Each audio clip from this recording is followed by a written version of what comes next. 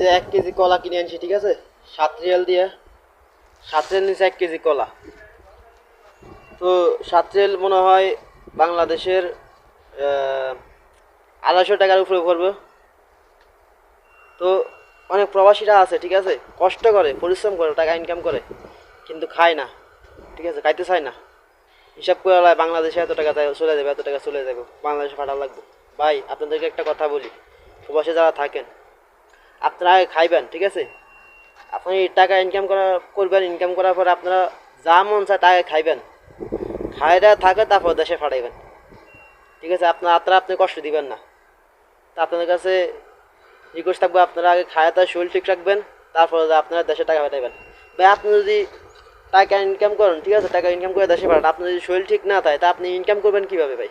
আপনার শরীর আগে ঠিক থাকতে হবে, তারপরে হচ্ছে আপনার ইনকাম, ঠিক আছে, তারপরে আপনার ফ্যামিলি।